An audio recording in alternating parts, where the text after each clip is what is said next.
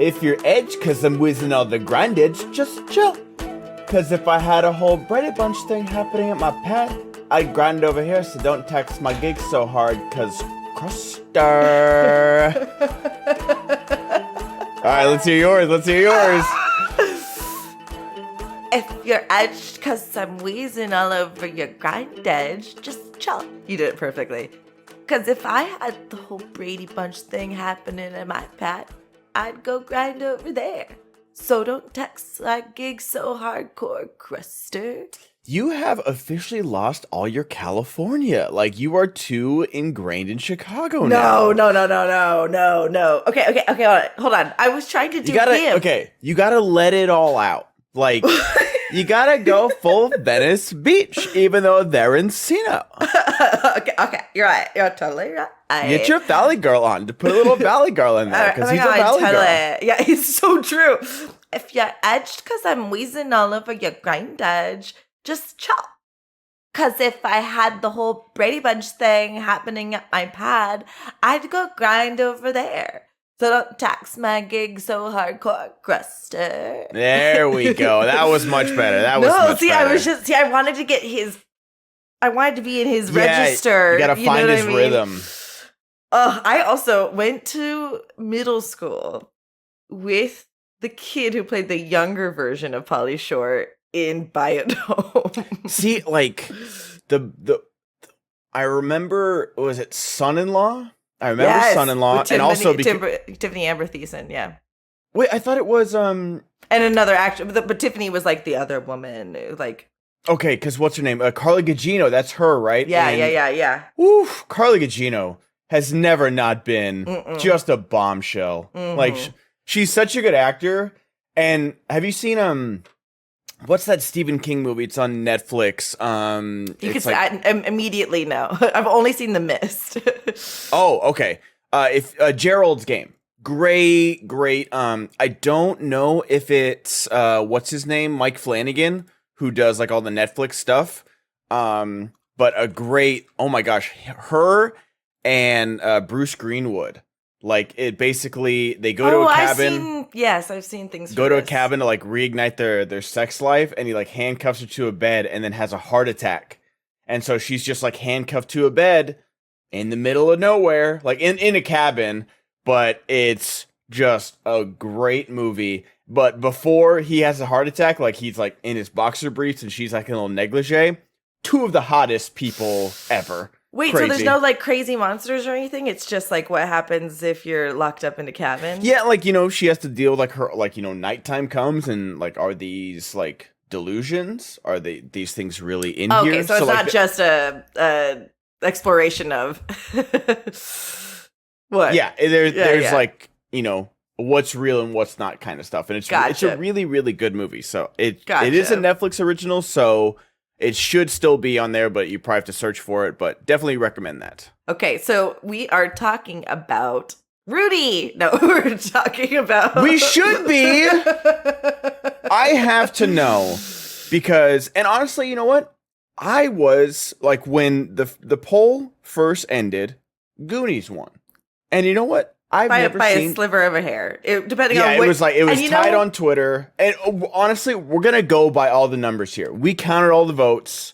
I do think YouTube, you were Instagram. wrong about YouTube, because there was 12 votes. So I think Encino Man was ahead by a couple. It wasn't, it was there 44%. was 12 votes.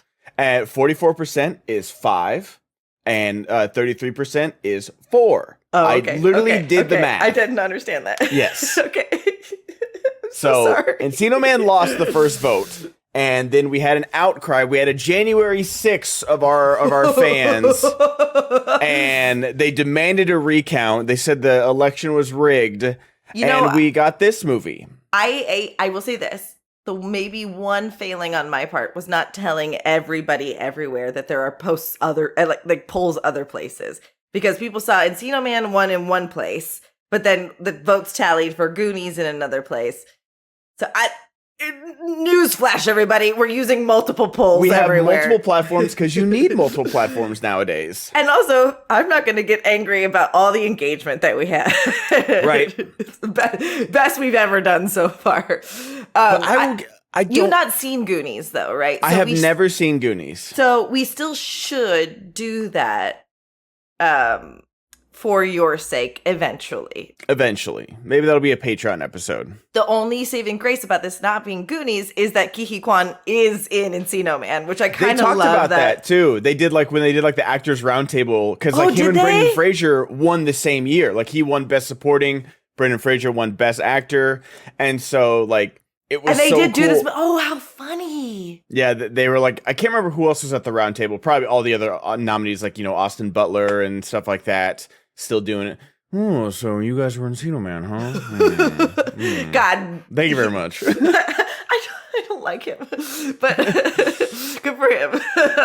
but yeah, it was a really sweet moment of them kind of being reunited after these many years. And I have the feeling that because Sean Astin's friends with him from Goonies and Ke Huy Quan hasn't done anything, he's like, sure, come do this film. You know what I mean? I have that feeling. But yeah, it is nice to see him there. Brendan Fraser, I love him so much. It's not a hard ask to watch him in this film. This is the definition of when you're this good looking, you can just do whatever you want and everyone will love you. But the fact that he's willing to do it. Oh no, this movie doesn't deserve this level of commitment from an actor, but he's going for it. When he drinks the water on the sidewalk, he's drinking. You can scrub all you want. You're still drinking water from a curb. So he's going for it. Curb. No, he totally is. Then the trash can comes right. He. You know what he reminds me of now that I'm thinking about it? I was genuinely pleased with JLo's performance in Shotgun Wedding because she is not afraid to go for it. She doesn't make herself look crazy or anything. I haven't seen Shotgun Wedding. It's fun. It's fun, if anything, right? And she just commits to the bits. Mm-hmm. She really does. And he is primo, good looking, commit dude. Now he is insanely handsome. He really is. He is I hate that we have to recast him when we do, because he is Elf Peter Jackson good looking in this movie. Wow, that's really, really fair. I was leading up to say Brendan Fraser, thank goodness, is charming because Sean Astin is ass. What were they thinking when they wrote this character? And it's crazy because in every other thing, Sean Astin is the nicest guy on the planet. Even, 50 First Dates was another option. He's just protecting his sister, but he's a big, he's all roided out, but he can't fight because he's a big softie. So even when he's trying to play an a-hole, he can't. But in this one, he's obsessing over a girl who has a boyfriend. And honestly, until the end, I'm not mad at the quote unquote bully. I'm sorry if I saw a guy over again hitting on my girlfriend. I don't think I'd staple him to a wall, but you'd have a talking to. Yeah, when he puts it, what are you doing? You just saw me making out with her publicly, and you decided to shoot your shot. And you know this isn't the first time he's done it. And then when they go to the hockey rink, he's got a baby photo of them in the bathtub, and he says, "Oh, your body was great back then," or something. No. She made that joke. But it is weird because he's like, "We've been naked together before," and she goes, "Yeah, nice bod," or something. Because it's weird that he's saying this. And he's like, "Oh yeah, you can show everybody." And what? I don't know in the context of the story how he ends up with the girl, and then he literally fucking leaves Brendan Fraser on the side of the road because the girl wants to go to prom with him. And he's it's offensive. No, it is truly, it's not just he's a high schooler. Those I can forgive because we're all stupid. We're all little a-holes. No, he's a bad person. He really is. And he doesn't even deserve, I'm shocked to say, he doesn't deserve Stoney as a friend. Stoney is a good guy. So this movie, have you seen Can't Buy Me Love? No. Okay.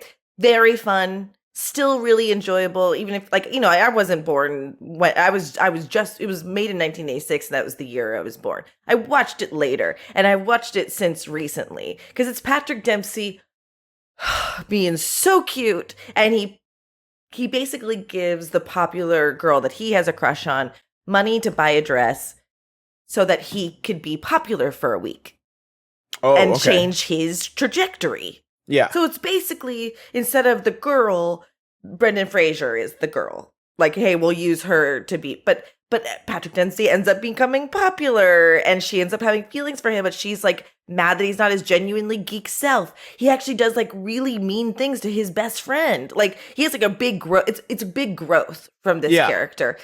You don't get any of that here. The only reason I do bring it up though is it solidified the fact that this is Can't Buy Me Love because there's a scene where he's desperate to watch American Bandstand to learn the latest dance move. Okay. And his younger brother, who's Seth Green at his most pimpliest, obnoxious age, realizes he's not been watching American Bandstand. He's been watching like African beats. And so he takes all these like dance moves from an African tribe in a sex ritual. And basically Brendan Fraser does that because he goes back all the way to that video that used the Aboriginal tribe dance moves. Oh, okay. So there was a really nice, it is Can't Buy Me Love without the charm of real emotions. Sean Astin has no comeuppance, has no lesson, like he punches Stoney and then he's like, oh, sorry. He's like, it's okay. And that's it.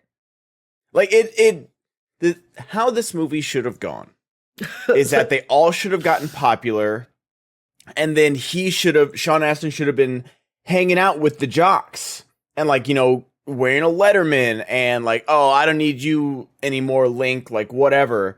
But the fact that Link becomes popular, which also works, but then Link should have become a jerk or something like that, just unknowing. Like Link should have gone and hung with the jocks, like monkey see, monkey do, like he kind of was doing with Stoney. Like, oh, sure, these are and he's a caveman, so like, oh, these are the stronger like other cavemen, so I go hang out with them. I have a new popular girlfriend. I'm gonna leave you guys behind. And then like he learns like, oh, this is the new world. I protect my tribe or something like that. Sure. And we don't get any of that. It's a series of set pieces like over and over again where he comes out of the ground, does everything, which is great. And then they go to, what do they call it? Mystic Mountain or something like, definitely not Magic Mountain. No. Definitely not Six Flags. I don't know if they filmed that like guerrilla style with like tiny cameras. Like, oh, we got to do this real quick. They didn't. No, they didn't. Because you had the two girls in the back who spiked the camera. They're like, who probably thought Brendan Fraser was so hot when they're on the roller coaster. Yeah. Like, I mean, they definitely went back to the trailer after that with Brendan Fraser and Pauly Shore. Like, come on now. So all those 6 girls in their bikinis on the splash. I mean, game over. They partied Day hard. in the life of Pauly Shore in the 90s. He's like, only 6? Tough day. He slayed, man. He slayed. But like, this movie was just, I was ready with Goonies. I was ready to be like, kind of the same with North, where I understand what people love about this and why this is this revered children's classic, but maybe I just watched it too late. Sure. And with North, I was pleasantly surprised that I still enjoyed myself. Totally. But with this, I've seen this movie before. I grew up with this movie. I had not seen it in a long time. Had you seen it? Yeah, okay, I'd seen Encino Man. And I remember, I don't remember a lot of it. I remember the pool, because I remember when they're like swimming in it, I'm like, that is, even as a kid, I was like, that is disgusting. It really is. Just like the fact that they just come back from prom and he's got like the overhead lights and everyone's jumping in. I'm like, that's just mud water. They could have had this locked, right? Like you could have had Brendan Fraser like try to be like repentant and clay everything up in the pool and make it look beautiful and look like a cave scene in Vegas. Do you know what I mean? He could have made a grotto.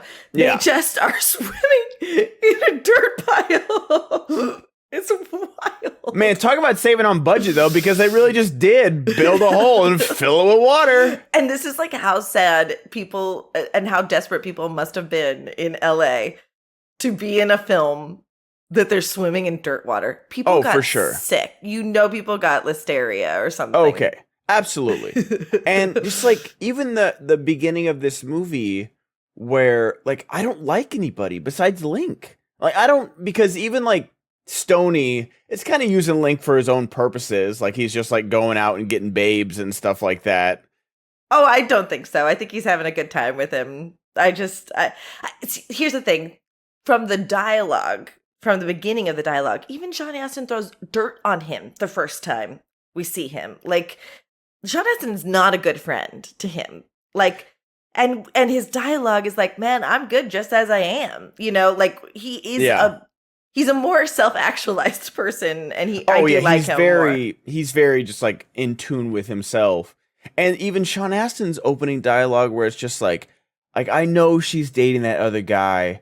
I don't know what she sees in him. And then he just like lists off everything. He's like, yeah, but what else? That was funny. But then just like, I've never seen a school so obsessed with prom before. Like, I think it's within the couple of weeks that this happens. So like when you get that close to it, listen, prom is the conceit for many a film. So I kind of get it. Like, she's just also wishy-washy too. She's like holding Dave's hand when they steal the car and they defy gravity for. Yeah. Do you remember that era of putting cars up on two wheels? They did it in Twins, I believe. I haven't seen. That's another movie I haven't seen in forever. I'm pretty sure somehow Arnold Schwarzenegger gets up on those because I think he's weighing the car down too. I'm pretty sure. Someone tell me if I'm correct. But like in the 90s, someone learned that you could do that on this car, and they kept on doing it. But like she's holding Dave's hand, and then she's turned on for Link, and it's just she doesn't even know what she wants. Honestly, like I can't blame her though. Like look at Brendan Fraser. Look at him in this movie. It's insane. Like he is so like when they do him up and shower him off and everything. That reveal is stupid. It's just stupid. Even his prom outfit is so good. I know people age, and I think he still looks great now. But the fact that he ever fell out of stardom, like I'd seen The Mummy and stuff like that. This man was just like an action star. It's just crazy how Hollywood works. Well, his falling out of stardom is for a sad reason. He left because he was molested. Did he? Oh, yeah. I didn't know that. He faded. He had a very traumatic experience at a party, and he was molested by a man. Was that like, was it the same guy that like molested Terry Crews? Because didn't that happen to Terry Crews as well? It did happen to Terry Crews. I don't know if it's the same person. I don't know that Brendan Fraser has ever said who it was. Okay. And I'm also just remembering the interview. But for the most part, he was highly traumatized and like self-ejected. Oh, okay. I didn't know that. And he actually worked in Bollywood for a long time. He belongs there. I know. Have you seen RR? I'm not a Bollywood expert. I've seen like a handful of movies. All those people on screen are stupid hot. and just committed to the bit too. So I tried to watch RRR when Alex and I were on vacation. And when the first scene happened, I said no. I self-ejected. No, you gotta watch it. I understand. I wasn't ready for it. And because I had just come off of a couple of very fun movies. We watched it with my channel. But we watched like Vikram, which is very fun. And it's an older action hero movie. I can't believe I'm forgetting the name of the movie that we watched on our channel, and everyone's gonna yell at me because it was like also my sound effects for a long time when someone subscribed. Oh, okay. Yeah, there's some good ones, man. I'm with you. There's great Bollywood stuff, but RRR was too real for me to handle at the moment. And so when I have to be prepared for what I'm about to watch. For sure. If that makes sense. You got to be in the Bollywood mindset of like knowing you're going to get like these full dance numbers and like the most over the top like action and stuff like that. No, I'm talking about the horror aspect. The like it was a very real element of like the colonialism and stuff. Yes, that was just a little too harrowing and upsetting for me to watch. So like that when that first scene happened, I went, I don't feel good about this. I can't watch it right now. It's a pretty tough opening. Yeah. A real and important watch. One that I wasn't emotionally prepared for because I didn't expect it. So, yeah, Brendan Fraser's story is actually sad, but that's why it's really cool to see him go, you know what? I'm back. I feel better about this. And I'm ready to tell the honest truth about my story. And here I am. And you're totally right. Like, God, there's nothing he could do wrong. He was just so cute and so good and so tall and so good looking. And you know what? Pauly Shore is not bad. It's just weird. No, it's just a moment in time where we just got this guy doing his thing and a director would hire him and just be like, just go. Just go. You could not direct this person, I'm sure. No. And I remember laughing my ass off at Pauly Shore. What was it? He went to the army. Is it In the Army Now? My God, yes. Oh like my that God. one with what's his name? David Allen Greer. Oh my God. Is that right? Is he in that? I haven't seen that one in years. Like that one was same. I haven't seen it since our first rent on Blockbuster. In the Army Now. Oh my God, I got it right. What's his name? David Allen Greer, who's one of the funniest people on the planet, and Andy Dick is with him. I have escorted both Andy Dick and Pauly Shore off the Saddle Ranch premises before. Are you serious? I am absolutely serious. They would come in every once in a while, and they'd either already be at 100 or they would quickly get there. And I watched an times. I watched an episode of Sex and the City, and they're visiting LA, and they go to Saddleback. They're definitely at Saddle Ranch. Yeah. God, that's a career low if you're going to Saddle Ranch. It used to be a spot. I will say that it used to be a spot because, like, but if you're going over the hill to drink, like, that's something. That says something. No, there's one in Hollywood. Oh, is there? Yeah. Okay. It's like right down the street from like House of Blues and the Comedy Store and stuff. Oh, so then that's why they would be there. Okay, then I'm all wrong. I never went to that one, I don't think. Did you only go to the Universal one? I never even went to that. I just know about that one. Okay. Yeah. So that makes way more sense. Yeah, no one's going to the Universal one. Well, I mean, if you're on vacation, you're going. No, yeah, that place was, they shut it down a while ago because, like, Universal wanted to own everything on City Walk. Oh. And, like, that place would get crazy packed. Oh, yeah, I remember that. Yeah. Oh, that's weird. Okay, so, yes, I'm just trying to think about, like, this from an actor-comedian standpoint, right? Mm-hmm. Pauly Shore is so confident in what he brings to the table that he's even, like, gentle about. He's not, like, forceful with his performance. Do you know what I mean? No, like, he's never, and that's the thing is that even with someone like Robin Williams, who's just a national treasure, you can tell, like, he's owning the scene. Like, he's, like, first and foremost, like, presenting himself. And he can do a lot of different things, but, like, in his big zany roles, or like Eddie Murphy. I just watched Beverly Hills Cop, and I listened to a podcast about it. And did you know that he was 23 in Beverly Hills Cop? When I learned those kind of things, it actually shocks me. I couldn't. How are you that good at 23? How? He was 21 in 48 hours. Like, it's so, I should have known, because obviously he's not 80 right now. Right. But it felt like he was like 35. 45. Yeah. Because he was just so sure of himself. And it's like with that, when there are really quiet moments in that first Beverly Hills Cop, but like, you know, when he does his Eddie Murphy thing, you know, when he's got to like pretend to be this guy to like get a free hotel room or something. He's like, oh, I'm from the Rolling Stone. I'm here to interview Michael Jackson and all these things. And when he does his Eddie thing, he takes over and he becomes larger than life. And in this movie, even when it's just Link and Stoney, he's still just chilling, man. Like, we're just talking with the babes. Like, what? How did he discover this character? When did he make it his whole life? And it's just unbelievable. You know how, have you heard that like there's drama over him wanting to play Richard, who's the guy.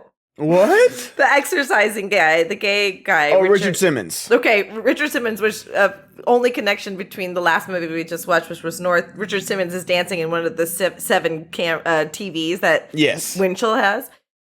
Pauly Shore wants to do a biopic of Richard Simmons. That's and Richard two Simmons totally different. No, that's two totally different energies, though. But he did do it. He did like a short film of and the thing is like he looks like him enough where he does. He could do it. But like the short film's not bad, but Richard Simmons is vehemently opposed. Yeah, it's just like when you're known for doing this very kind of kitschy, like time capsule-y thing, it's tough. You know, even like Jim Carrey, you know, like it took him a few movies. Like people were like, oh, what is the comedian trying to be serious now with Truman Show and The Majestic and stuff like that. And even Robin Williams, like luckily Robin Williams was just like the biggest star on the planet with Mork and Mindy, and then like, he can't get any bigger. And then he got bigger. And then like, he can't get any bigger than that. And then he got even bigger than that with Aladdin. And it's just like, it takes a lot for a comedian to be taken seriously as an actor, but especially when Pauly Shore is just an entity on his own. Like, as soon as you say Pauly, like you couldn't, if it wasn't for us watching this, like, he got the and in this movie. It's like Sean Astin, Brendan Fraser, like, you know, whoever else, and Pauly Shore. I had to explain that exactly what you're getting. I had to explain to Alex that that's a different tax bracket. No, yeah, if you get the and or the with, you're basically co-lead. Like, you might be last, but if you get the and, you're the co-lead. Or the reason we're watching this movie. Yes. Now, the thing is the reason why Pauly Shore doesn't hold a candle to a Jim Carrey or a Robin Williams is he's not talented enough. He's good at projecting this one character. Yes. Or but Robin Williams has depth. You know, his ability to be a serious actor makes him a fantastic comedian. Jim Carrey is a little bit different. Jim Carrey was also like a insane commit to the bit dude who knew that he needed to have Jeff Daniels as his co-lead for Dumb and Dumber because Jim Carrey was the comedian and he needed an actor to ground him. Yeah. But I think Jim Carrey then ended up realizing he had more potential beyond that to be serious and probably was coached a lot to become a better actor. But Pauly Shore, I don't know that he has that field of depth to be a serious actor. I'd love to see it. I don't see Richard Simmons. Like, I see physically Richard Simmons, right? But just like those are such different energies that I'm like morbidly curious about it. But you know what? Like, give me a Pauly Shore. You know, Brendan Fraser just came back and won his Oscar. Give me a Pauly Shore drama. You know what? A24, you can do, like, if A24 came out tomorrow with some family horror drama starring Pauly Shore, like, I'm sorry. That's a 30 million. If it has even middling like a 60% on Rotten Tomatoes, that is $20 million opening weekend. And you know you're only going to spend $10 million on the movie, so you've already doubled your budget. You've made your money back. Like, everyone would, at least from our age, would be, oh, oh, is he trying this? I gotta see this. I don't know that you're correct, but I love your optimism with regards. Absolutely, like the movie Pig made money with Nicolas Cage. Sure. Yeah, why wouldn't you? Like, all you need is the line, "Where's my pig? Where's my pig?" And even people that thought that was going to be a John Wick movie going into it, and like, oh, this isn't what I thought it was. Oh my God, I'm crying. Like, that's honestly why I didn't watch it. I didn't want to know that the pig was dead, and I couldn't handle it. I'm sure you're learning a lot about me and my sensibilities today, but I couldn't. No, I totally understand. There's people out there that are very sensitive to animal abuse, and totally understandable. There's nothing really on screen that you see, but I just didn't want it to die. I just don't want. I'm sad about it. Yeah, I just couldn't handle it.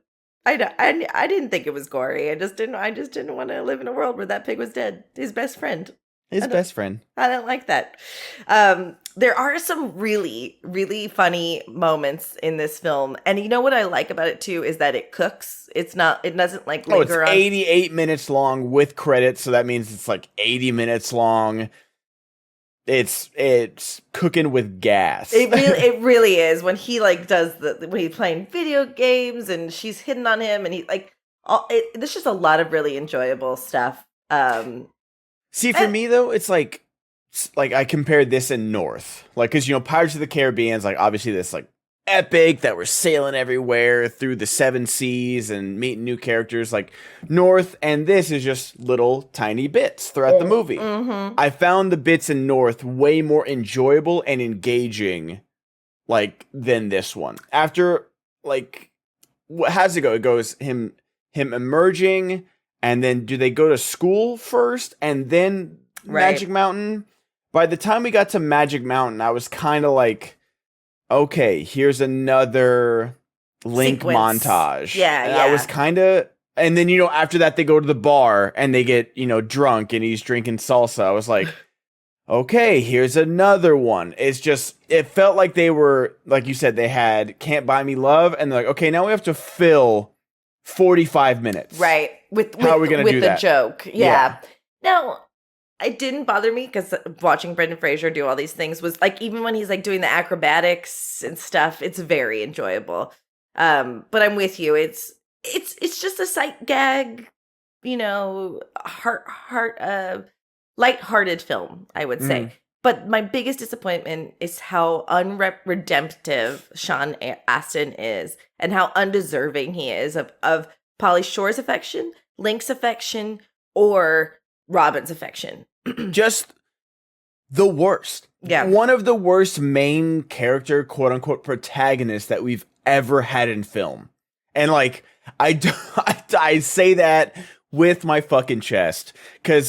Especially because it's Sean Astin. Yeah. How do you fuck that up? Yeah. Like, how do you make him like, and it felt like he didn't enjoy this role either. Cause like, it felt like he was sleepwalking through the role where he's like, oh yeah, I really want to go to prom with Robin. Oh, guys, what are you doing? Like, it felt like, and this was like, true. I don't know, you never know, and I'm sure Sean Astin was aware of it. Like, you never know when the checks are going to stop coming. And as a child actor, more than anything, so it felt like he should be giving it his all in this role. And I don't know if he was like trying, like, was he a nerd? Was he too cool? Like, it felt like where it's like, oh, be nice to everybody. It's like, you know what? I don't like bullies. Bullies are mean people. But you know what? Even the quiet, nerdy kids in school were also fucking assholes. Like, just because you, like, were a nerd in school doesn't make you, like, an automatically nice person. And that's who Sean Astin was. Sean Astin, if you transport hit him in 2024, he's got a YouTube channel and he's screaming about the Acolyte right now about how woke it is. And he's going up to any girl with a band t-shirt saying, "Oh, name 5 Nirvana songs." That's who Sean Astin's character is right now. Wow. Is like he's doing the street interviews of like, "Oh, do you like guys that are short?" Oh, sorry. And then like goes over to his Lamborghini and then like, oh, he's like, "Sorry, I don't date gold diggers." That's the energy Like, he's just a YouTube troll if you put him in 2024, where he's the quote unquote, but I'm a nice guy. You're not. You're not a nice guy at all. And I think I'm so frustrated because it's Sean Astin, because it's my beloved Sam. And even, 20 years later, when all the kids get introduced to him in Stranger Things in season 2, he's Winona Ryder's boyfriend, and he's the sweetest thing. And spoilers, when he dies, like, it's a great death scene where it is. You think he gets away from the Demogorgon dogs, and it's the classic horror movie thing where he smiles and like he's like walking towards the door, and then he just gets blindsided and jumped and like kind of torn apart, and you're like, it's awful. It's so bad, but in one season, and they get rid of him. They, like, Stranger Things is known for doing that, just like having these new characters fall in love and then die off.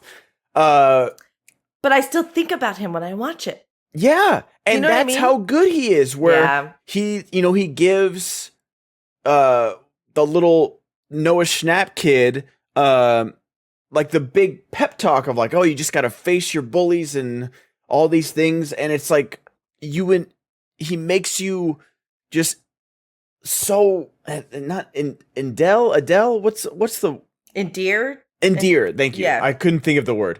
He's so endearing, and so it's like so frustrating where with Rudy, with 50 First Dates, even Goonies, like, why I know you haven't seen it, but like he's having a tough time. He has asthma, know? And he just wants to save his house. And it's just like, what are you doing?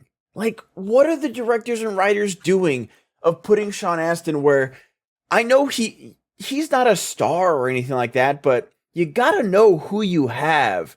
Of like, you know what? Let's make this guy more likable. Let's make him not so obsessive. Like, oh yeah, they're childhood friends. Let's not have him show up to the hockey rink with a baby photo where they're naked in the bathtub, because that's weird as fuck. Like, it's so weird. It's so fucking weird. I literally went like, oh God. Like, it's just weird. Anyway, we're going to take a quick break, and on the other side, we're going to ask the questions as got our categories coming up, y'all. Let's go, baby. I'll see you on the other side, Ben. Hey. Oh, what up, buddy? Welcome back to the other half of Podcast of the Rings, where we are talking about Encino Man.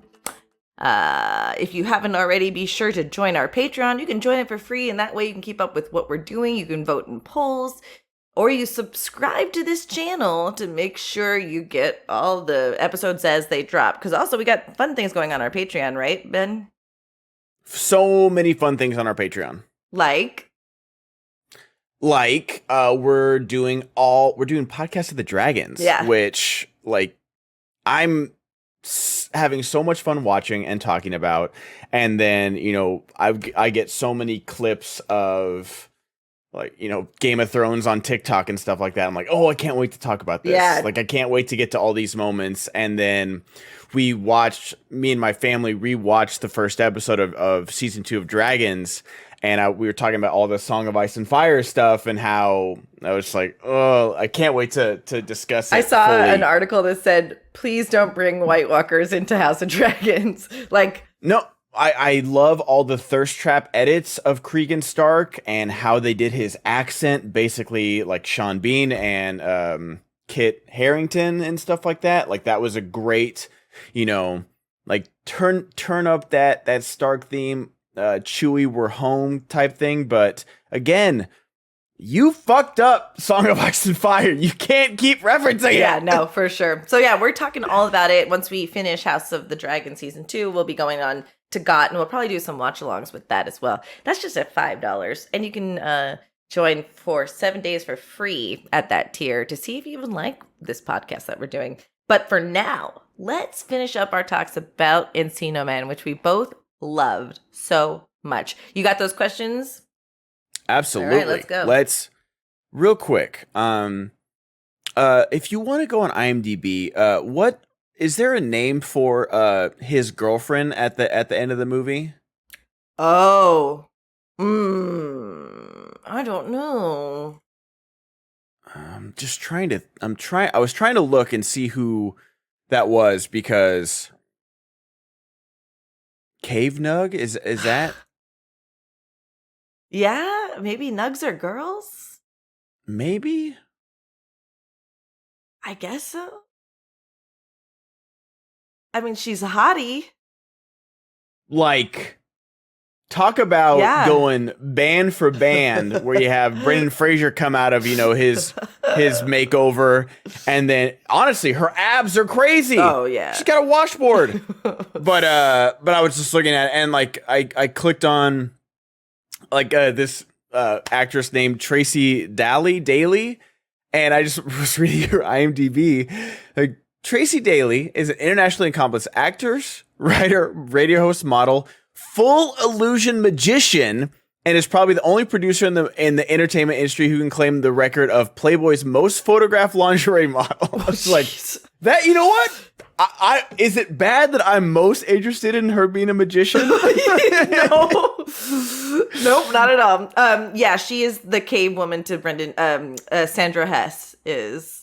That's who I thought. Sandra Hess. Okay, Yeah, gotcha. just she's a cave nug. I did not realize nugs meant that. I thought nugs were. I think that's what Pauly Shore calls it. Like, do you miss your cave nug or something like that? I guess I thought he was talking about balls, but we're moving on. It's definitely not talking about balls. Definitely not talking about balls. All right. So first question. What was the best moment for this actor, Sean Astin? Wow. Not a great start. No. It's hard. Ugh. I honestly would have to say that it's the fight with Stoney, just because that's the only time I see him like truly engaged in the movie. Everything else Sure. is just like, even though it's following him trying to old Yeller, or get a White Fang. Sorry, White Fang. Totally Get out of here. Yeah, totally. Gives him a handful of pocket change and says, "Good luck, buddy." Like, that whole sequence is just the absolute worst. But I do like it actually has him acting, so I guess I'll choose that one. But Sure. It's a pretty tough role. Sure. No, there's nothing really redeemable or likable. I guess when he has like some comeuppance and like sends him off onto the prom with Robin, that could be. I'm with you though, because he's just awful in this. So there's not. He really is. I don't. You know what? I'm not going to answer. I am a conscientious objector. And it's so funny, like, having the bully, like, it's like this subplot of like, who is this guy? And then he discovers who he is, and then like, oh no, he's gonna reveal a secret. He's a caveman. Okay. And then they just cut to the house party. I was like, all right. That's very funny. I do enjoy that. Like, no stakes. Well, yeah, like, what did they think was gonna happen is my question. Like, did they think like, he's a caveman, get him? Like, what? Also, they just straight up believe this guy, Right. Because he doesn't have that much cachet. All right, who in the Fellowship would you recast for this actor? Instead of Sean Astin Instead of Sean Astin. Oh. Yeah, you need someone that you don't really like. Like, I don't think Sean Astin isn't the right role for this. He's not. It's nice to see Sean Astin. Christopher Lee would be good in this role. That's kind of where I was heading. Gollum would be good for this role. Yes. But my point is like, oh, a young Andy Serkis in this role? You cast Andy Serkis as Pauly Shore's character, I think. No, we'll get to that. I know who Pauly Shore is. Okay. Sean Bean? I could see Sean Bean, a young Sean Bean. Make him British too, whatever. Screw it. This is tough. This is tough to do these questions. All right, so we'll move the recasting the Fellowship. We'll always do that last. Okay. I'll put that last. Does Peter Jackson directing make this movie better? Yes. I say 100% yes, because you get some horror elements into like maybe Link, kills a deer or something and is like eating it raw, and then like the first time that's the thing. The salsa scene is funny, but even him eating a piece of like fried chicken, he's never had seasoning before. Like, It's so true. Yeah, he's like, this is great. But right? Him going like eating any fried food at Magic Mountain, his body would shut down. It's so true. And here's the thing. I'm going to say Peter Jackson does this movie better for a different reason, because I wouldn't be surprised if Peter Jackson knew what it was like to be a geek and would write this character more lovingly.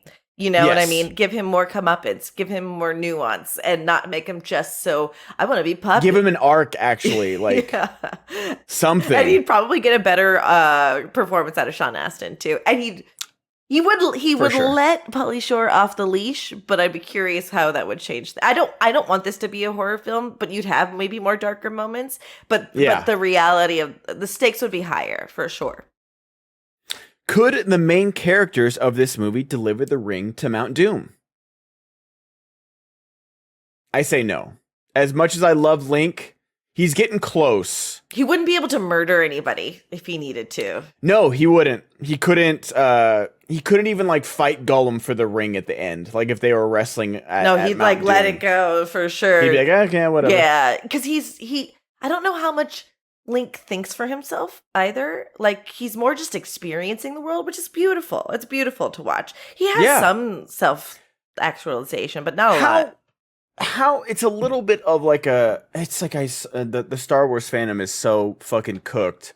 Where like I saw like there was someone tweeted the video of Han Solo shooting at Darth Vader. Like it's a really cool moment where, you know, Darth Vader's the biggest bad in all the universe. They open the door and he's there, and Han Solo, without hesitation, starts shooting at him.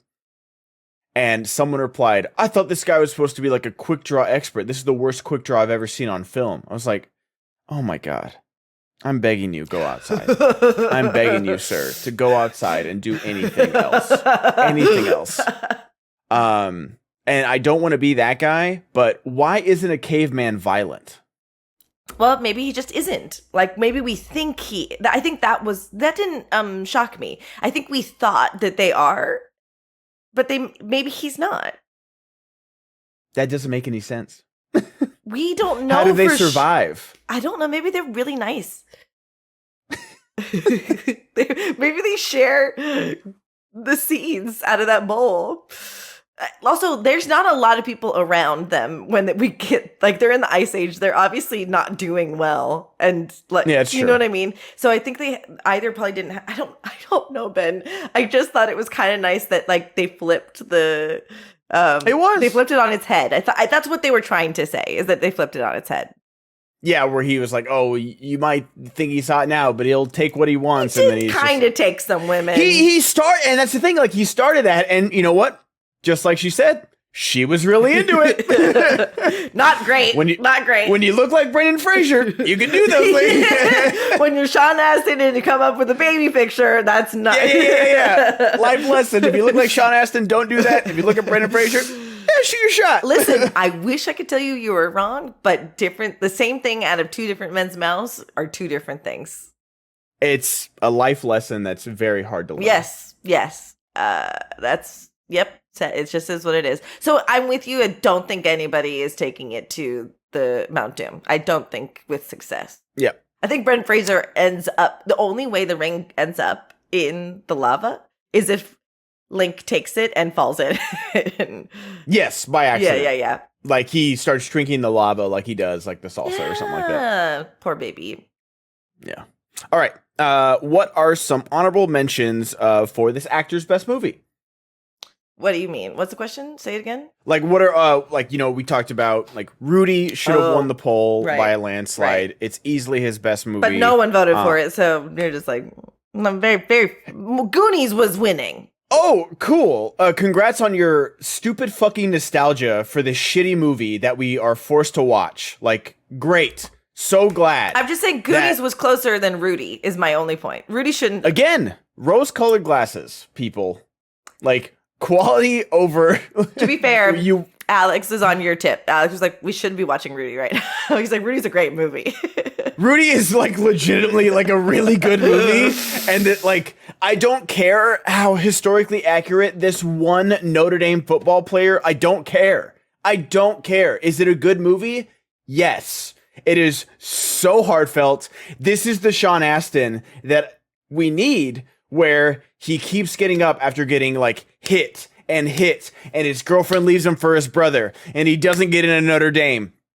And then he doesn't get it again. And then he has one more shot and he gets in. And then he makes the practice team. And he's getting his ass kicked over and over again. And like he's gonna get some playing time. But then that coach leaves. And he's not gonna get any playing time. And then the whole fucking stadium is cheering his name. And he goes in for one play and he doesn't do anything. And they're like, oh my gosh. And he's like, no, stay in. And then he gets a fucking sack. And then he gets carried off the fucking field. No, let's watch Encino Man instead, where he's a giant fucking asshole and he's the biggest creep on the planet, and he decides to abandon his friend on the side of a road with $1.35 in his pocket because his stalker girlfriend likes him better than, like, who can blame her, by the way? Low fucking bar to clear there, but thank God we watched Encino Man, guys. Good job. To be fair, that rant makes me feel like I just watched Rudy, so good job. Good. Go watch Rudy, everybody. It's a lot better. Go watch 50 First Dates. It's a lot better. I would have rather have been forced to watch the season 2 of Stranger Things over this. Like, I am legitimately upset about it. Like, Sean Astin has a lot of good movies, and even Goonies. I haven't seen it. It would have been a great first watch for me. But instead, we watched this fucking piece of shit where he's a fucking asshole. Like, oh my God, I'm so upset by this. I shouldn't be. It was 80 minutes of my life. Ben has been sitting on this for the entire hour. I've been waiting for this moment. I've been dancing around it. You've been so gentle, too. I was like, oh, maybe he won't go off. Maybe he won't. No, like, this is such a terrible movie. Even the time capsule that is Pauly Shore and all his charm, and Brendan Fraser's beautiful face and 100% commitment could not save. Every time they cut to fucking Sean Astin, him being an asshole. If I'm on the side of a 90s high school bully, you are doing something wrong. So true. It's so true. This is a legitimately terrible movie. Like, I am a full nostalgia guy. Like, I love Heavyweights. I love Brink. I love all these Disney Channel original movies that are not good, but I grew up with them, so I love them. We just watched North that has like a 4 on IMDb. I liked it. This is a bad movie, and you're bad people for voting for it. All right, moving on. Let's put the Fellowship in this movie. This is going to be fun. I do love doing this podcast with you. Let's put the Fellowship as Sean Astin's character. You don't cast. See, this is kind of a similar character. It's a similar question as the first one. Who is Dave Morgan? Who's Sean Astin? No, Sean Astin stays. So like anytime we do the casting the Fellowship, the one Fellowship member stays, and we recast the Fellowship around him. Okay, so Link is Orlando Bloom. I think that's fair. I'm gonna write this down in case we want to do another thread, because I had fun doing the Pirates thread the other day. Yeah, no, it was very good. So Link is Orlando Bloom. Do you keep Pauly Shore? You can't, right? Pauly Shore is Gollum? I think it's Elijah Wood. I think Elijah Wood's got that in him. Well, I don't think he'd be doing it as Pauly Shore, though. You know what I mean? I want to see Elijah Wood's Pauly Shore. Okay, I think both are true. But even if he doesn't, I can see Elijah Wood in a tank top with a fishnet shirt over it and like big old parachute jeans. It is funny, actually, because it's similar to what Sean Astin's character is wearing in 50 First Dates. I feel like it's an homage to it almost. It's gotta be. I wonder, I have to look this up, and I didn't before this. I actually have a feeling Sean Astin didn't enjoy working with Pauly Shore, but I think Brendan Fraser enjoyed working with Pauly Shore. Yeah. You know what I mean? I think they play off each other well. Yeah, I mean, because Brendan Fraser is he's basically doing Meisner the whole time. He's like, what are you doing? I'll repeat it. Like, he's so keyed in. All right, I love Elijah Wood as that. All right, next one is Robin. I think you put Eowyn as Robin. Oh, Miranda Otto? Okay. I think you do. And then Ella is, I'm just going by the IMDb order. Ella is Yeah, the I'm one okay with that's that. interested in I think like the fact that she's interested in Link, you put Liv Tyler in that one. oh, actually it is the Robin and Dave romance, quote unquote, is a little bit rosy. It's kind of, you actually you should put the rosy actress in the Robin role.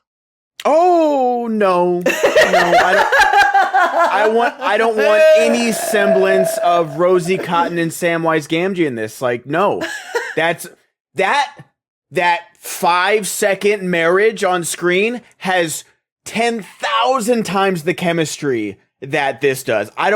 Don't you fucking sully my Rosie Cotton with this shit. Okay, Ella is played by Jesus Christ, you're so right. You're right. But like, you could do a hypercut though of this. No. Okay. Someone do a like. I don't mean to just totally shut you down because you're so excited about it. Someone should do a hypercut. Someone could. Oh yeah. Let's you have Sam showing up to the Green Dragon with a baby picture of Rosie. Remember when we were naked in a tub together? That's exactly. Get the fuck out of here. Ella is played by Arwen, who's Liv Tyler. Matt the bully is Sean Bean.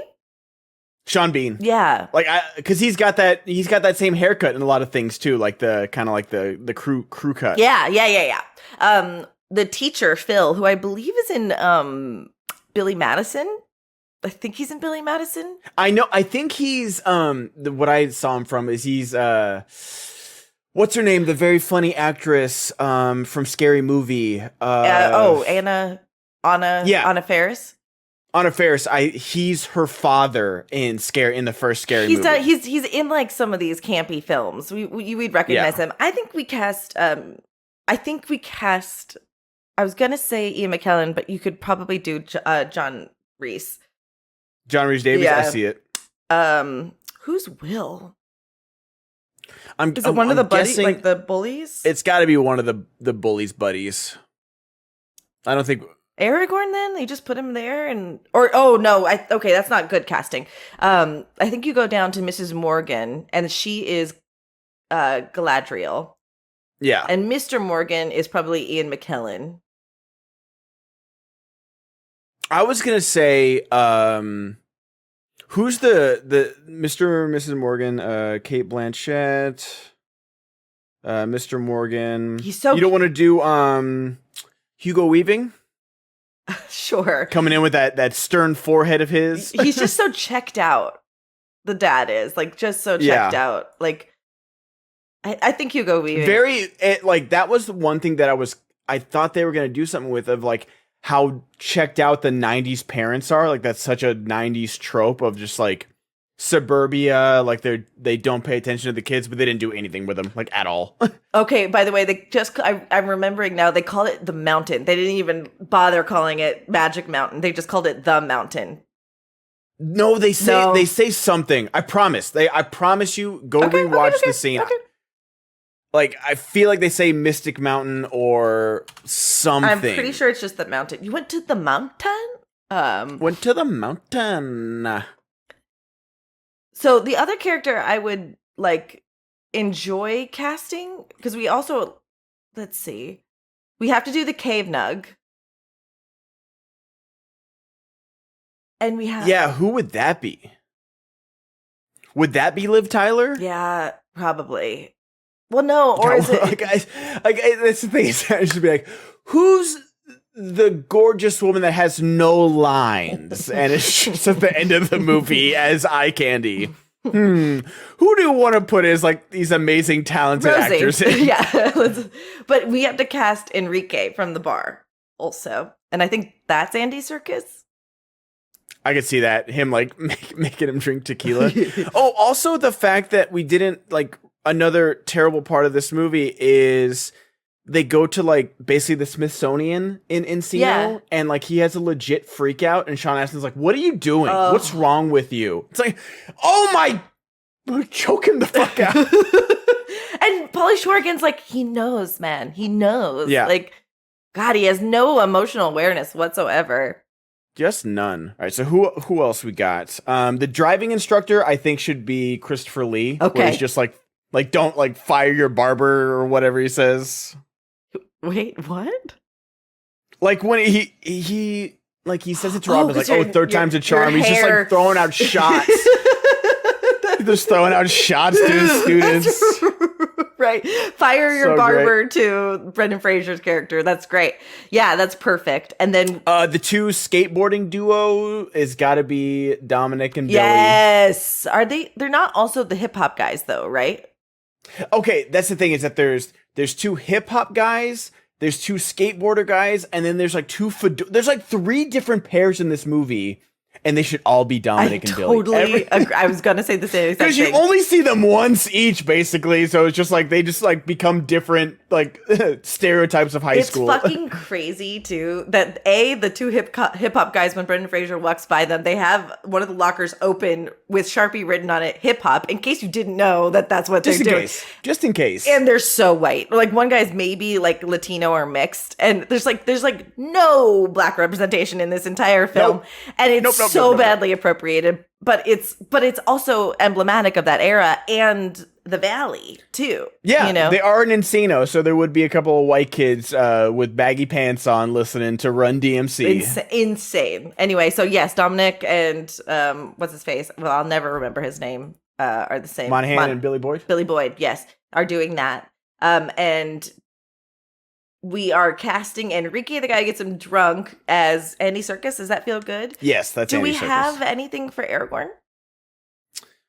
Maybe the Ke Huy Quan character? I could see him. He could be weird and dorky.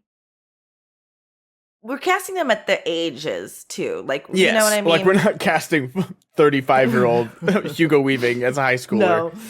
But... yeah, I guess so. I don't see him doing anything else really.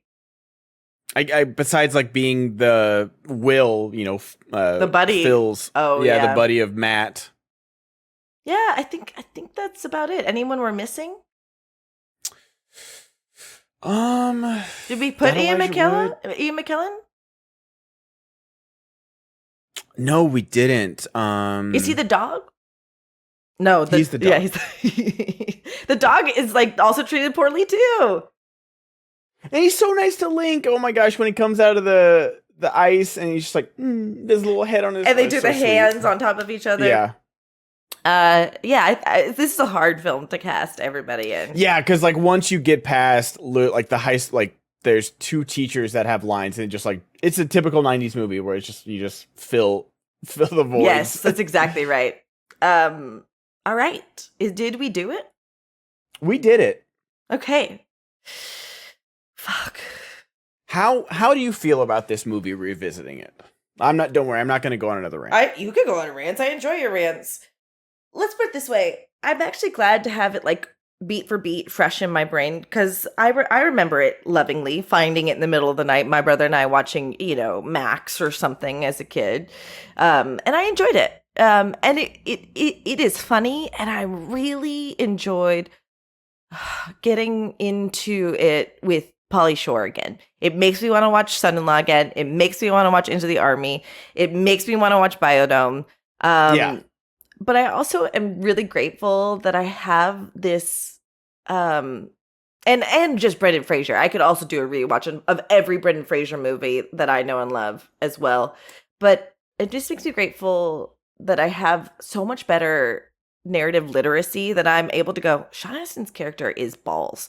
And like, sometimes maybe I might have been like, if this was 10 or 15 years ago, I might have gone, I don't know why I don't like this, or so, you know what I mean? But now I've done enough of this commentary and work on improv and stuff to go, that's just a poorly written character. I don't care whether it was 90s or trying to go watch Can't Buy Me Love and watch the charming version of this, where there's actual real comeuppance for a character that's not perfect, but also just trying. Yeah, I don't need him to be Samwise, where he's just like infallible and giving speeches and stuff, but just like he never changes in this movie. Yeah. I would say give Can't Buy Me Love. You'll see like the homage to it. And again, this movie doesn't need to be yeah, just like you said, it doesn't need to be like, oh, look at all these things I'm learning. It is just, look, here's another funny scene. Here's another funny scene. But don't make Sean Astin a total fucking creep weirdo who doesn't deserve the girl at the end because he's got nothing redemptive. So that's the thing. How I feel. Like, I feel like people are gonna be like, "Oh, well, what are you looking for? You know, fucking some Academy Award movie?" No, I'm not. I'm looking for someone that I'd like to root for, though. Like Rudy. You want to? I like Rudy. Like, I'm here for 80 minutes. I'm in and out. Right. I know this is a surface level movie, but what's on the surface? It's a lot of shitty shit. It really is. When Pauly Shore is I mean, I guess he is the protagonist and son-in-law, but like when he's like the heart of your film, I don't know, man. Yeah. I don't know. But easy watch, funny moments, still like really clips, and you can't. It's not hard work watching Brendan Fraser just be awesome. Yeah, again, like, as much as I didn't enjoy this, you're in and you're out. You know, this isn't, you know, some Zack Snyder 3-hour sci-fi movie on Netflix or something like that. So it wasn't too painful or anything like that. It just was tough because there's really good Sean Astin movies out there. It's tough to watch Sean Astin not be good. And this is something I've talked about before. Like, there are pockets. Doesn't mean he's not a good actor, but there are pockets for actors, especially when it comes to TV and film. And this is not the pocket for him. And it's the thing, like, I'd love to see Sean Astin, like, be evil. I'd love to see that, but I can't just see him be, like, some, not even nonchalant, like, too cool for school. Like, he's just not great. Yeah, yeah. Like, he's so nothing in this movie on the negative side that it's just unenjoyable to watch. Yeah, I'm with you. So that's our take of this, and we're continuing our Beyond Middle Earth series. Who are we doing next? We were supposed to decide. We should have decided. We're doing so much. Let's do Liv Tyler? Let's do Liv Tyler. I'd love to do Liv Tyler. So off the top of my head, I'm thinking Armageddon. Yes, absolutely. Empire Records. Absolutely. There's another one. Is it James Gunn? Liv Tyler? It's like the superhero one. Oh, there's the Hulk. There's the Hulk. Yeah. The Incredible Hulk, because that's the Edward Norton Ed Norton, Hulk. yeah. Oh, there's the Strangers. I'm not aware of this. We could watch the big spoopy movie, which is very good. I don't want to watch spoopy. Let's see. Jersey Girl. Oh, sure. And then what was I thinking of? There's Super, which is a really funny kind of superhero-ish movie with Dwight from The Office. Okay. With Rainn Wilson. So we've got some options. We'll narrow them down. Maybe we'll do it where people can nominate movies, and then we'll kind of go with the best aggregate. But like, we should definitely keep Empire Records, even though she's not a big role in that. Empire Records and Armageddon are the two for sure ones. Okay. Like, those are head to head right there. Those are the heavy hitters in my mind. And then we can fill out the last two we can do an Aerosmith music video and just talk about her. Her and Alicia Silverstone just being sexy. Yeah. Crazy town. She's just beautiful. Anyway, Ben, this is fun times. Tell our friends about the Patreon. We have so much going on the Patreon, guys. Like, the fact that we are doing Patreon exclusive episodes on House of the Dragons, and I think the last episode, we're going episode by episode with each review. We're getting it out as soon as possible. Like, we're recording this on Sunday morning. In 12 hours. Can't wait. Oh. I cannot wait. Like, with how this season started, with blood and cheese, like, oh my gosh. There's so much to talk about too, because I'm getting these articles and the TikToks and all of it. So yeah, I'm excited. Join us for our hot takes and our rants. You can follow us anywhere you find Podcasts of the Rings, and also do be sure to like, subscribe. Let's go. Yes, on YouTube it's JLV Podcasts though. That's right. So make sure, make sure you guys. But if they're here, they already know that. That's very true. But if you're listening and you want to watch it on YouTube with our dumb faces, I'll post the link to our YouTube channel in our liner notes, so you can find it easily there as well. Perfect. All right, and until next time, Ben. May our paths meet again. May our pass me again. Buddy. Buddy.